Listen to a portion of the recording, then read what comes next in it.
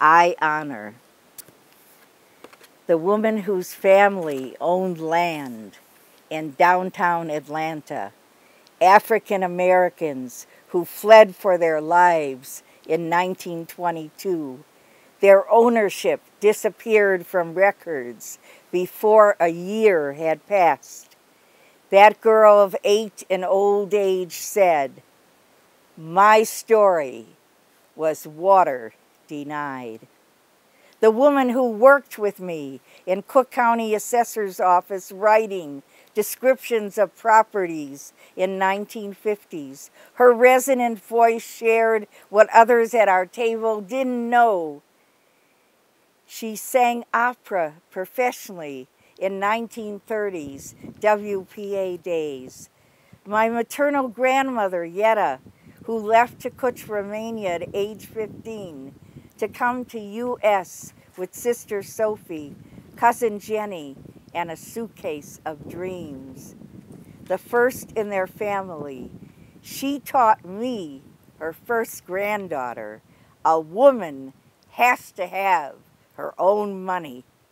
I honor Rachel Luzzatto Mapergo, Italian Jewish poet from Trieste, who only had time to write poetry late at night and once a month on Rosh Chodesh, traditionally a day women don't work, to celebrate the new moon.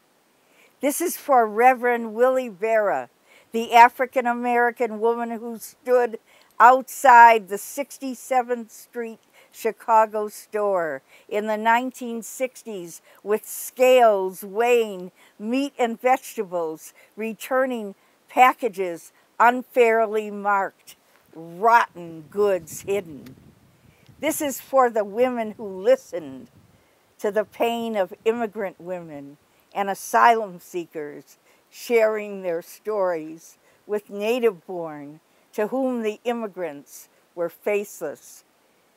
This is for my sister who saw a documentary on Romania, worked for the next 10 and a half years advocating, living and loving orphans, children abandoned, making a difference without pay.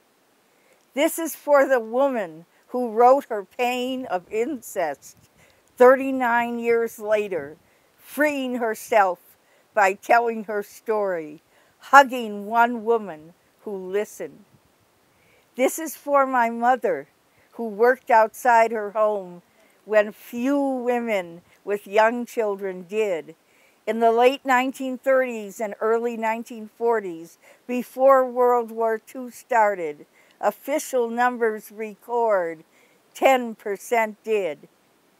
This is for Ann Rudolph in my youth, who inspired me.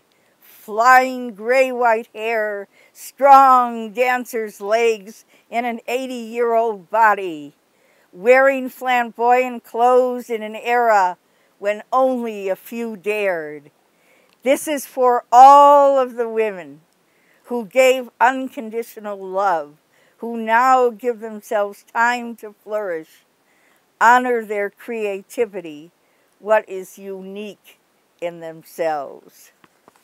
So it's just crowding a whole lot of special women into one poem, and each woman could truly have her own long story. But anyway, at least their echoes are heard.